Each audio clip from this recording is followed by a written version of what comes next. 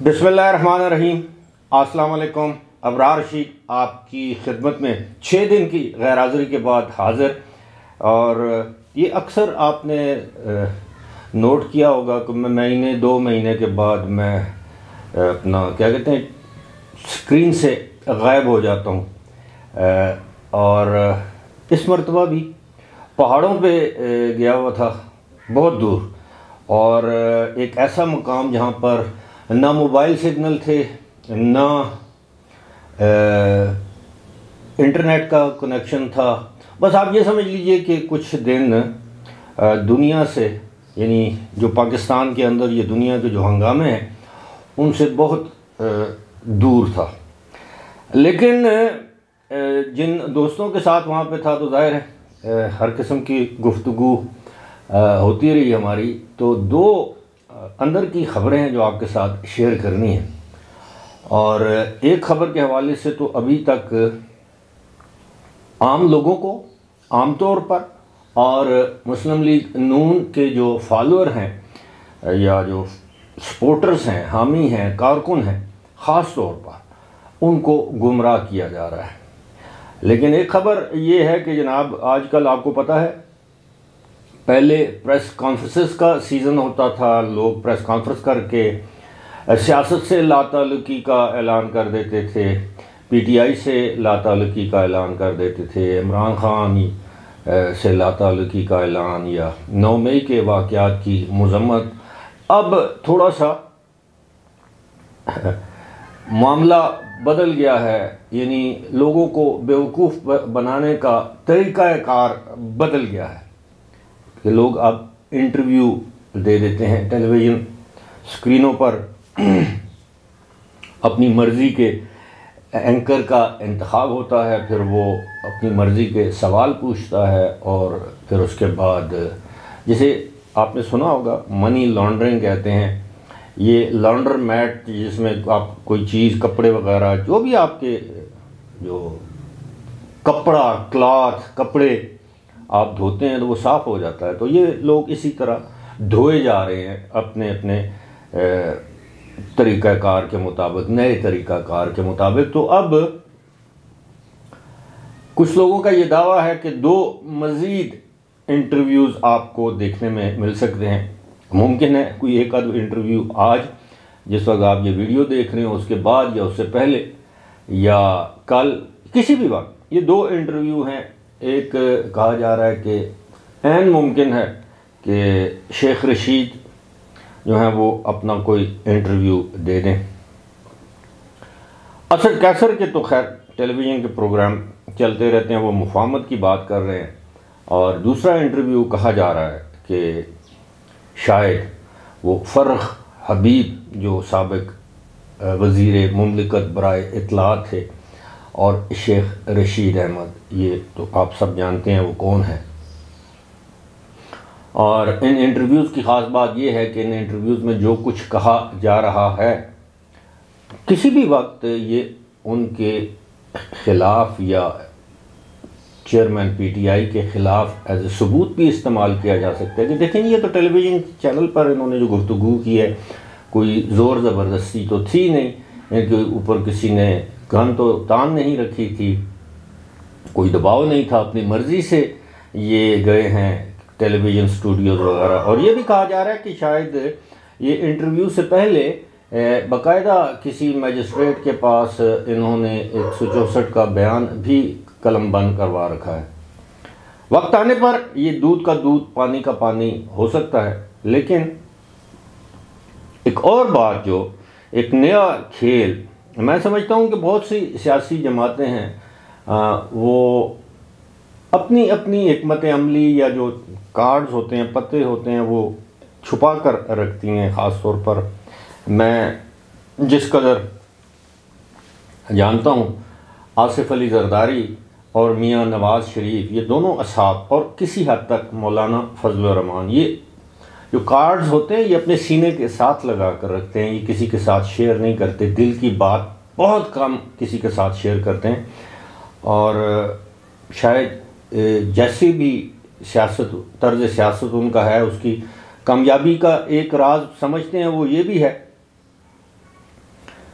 अब सूरत हाल ये है कि पूरी कौम को ये बावर करवाने की कोशिश की जा रही है कि मियाँ नवाज़ शरीफ जो जब पाकिस्तान आएंगे तो उनकी ज़मानत भी हो जाएगी, वो जलसे से खिताब करेंगे, राहदारी अबूरी हिफाजती ज़मानत उन्हें मिल जाएगी। उसके बाद अगर जेल भी जाना पड़ा, क्योंकि वो मुलजिम नहीं है, मुजरिम है, वो एक सज़ा याफ्ता शख्स है मियाँ नवाज़ शरीफ, और सबको मालूम है।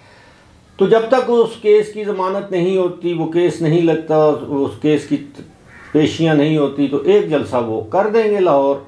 अगर उनको ज़मानत मिलती है तो उसके बाद उनको ज़मानत भी मिल जाएगी, उनका जो केस है वो ख़त्म भी हो जाएगा, क्योंकि एक केस में पहले ही मरियम नवाज़ और कैप्टन सफ्तर जो हैं वो बरी हो चुके हैं। असल मामला है मियाँ नवाज़ शरीफ की नाअहली का। अब ये जो 2 रोज़ पहले सुप्रीम कोर्ट ने प्रैक्टिस एंड प्रोसीजर एक्ट के हवाले से जो फ़ैसला दिया है कि रेट्रोस्पेक्टिव यानी माजी के जो केसेस के जो फ़ैसले हो चुके हैं उन पर इसका इतलाक़ नहीं होगा, लेकिन जिन केसेस के फ़ैसले 30 दिन के अंदर अंदर हो चुके हैं उन पर इसका इतलाक़ होगा। तो इस लिहाज से आप ये समझ लीजिए, हुकूमत वो नैब वाले केस में जा सकती है, अपील में जा सकती है। उसके बाद यानी जो भी 15 सितंबर के बाद अगर कोई केसेस आए हैं तो उनके जो भी 30 दिन के अंदर अंदर जो भी केसेस हैं। अब मसला क्या है?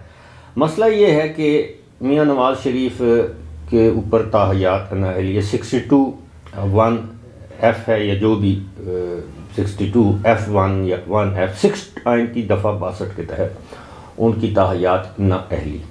अब इसका तरीक़ाकार तो एक ही है। अब कौम को गुमराह किया जा रहा है कि जनाब हमने इलेक्शन एक्ट में तरमीम कर दी और उसमें 5 साल की नाअहली कर दी है कि ताहयात नाअहली।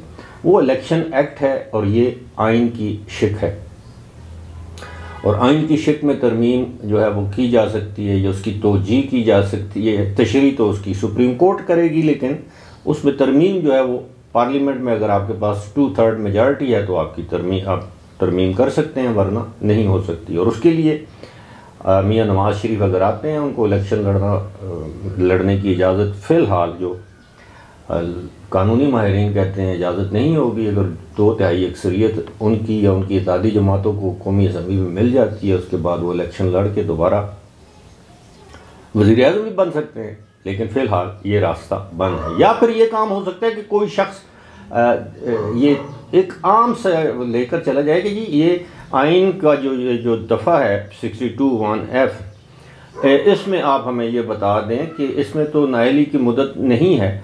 तो अगर फैसल वार्डा जिसको ताहयात नाअहल किया गया था और फैसल वार्डा की ताहयात नाअहली को ख़त्म करके उसको एक ज़ालिमाना कानून करार दिया गया था और उसको ख़त्म करके आपने उस फैसल वार्डा को 5 साल के लिए नाअहल करार दिया था, तो फिर इसकी भी तशरीह कर दें कि जनाब ये कहीं पर लिखा तो नहीं है ताहयात नाअहल, नाअहल का लफ्ज़ है और उसमें अदालत ने ताहयात कर दिया। लेकिन मसला ये है कि उसकी नज़रसानी की जो दरख्वास्त है वो भी गुजर चुकी है, वो उस पर भी फैसला नहीं। यानी इस वक्त जहांगीर तरीन और नवाज़ शरीफ 2 ऐसे सियासतदान हैं जिन पर ताहयात नाअहली की तलवार लटक रही है। यानी इन्होंने नाअहल होना नहीं बल्कि तलवार चल चुकी है, ये नाअहल हो चुके हैं और उसके 2 तरीके हैं।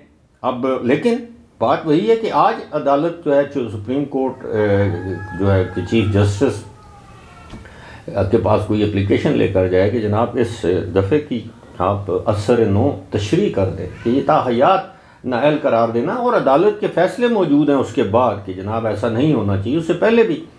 लेकिन वो तो एक आपको पता है कि वो सारा एक प्रोजेक्ट था जिसके तहत वो सारा खेल खेला गया।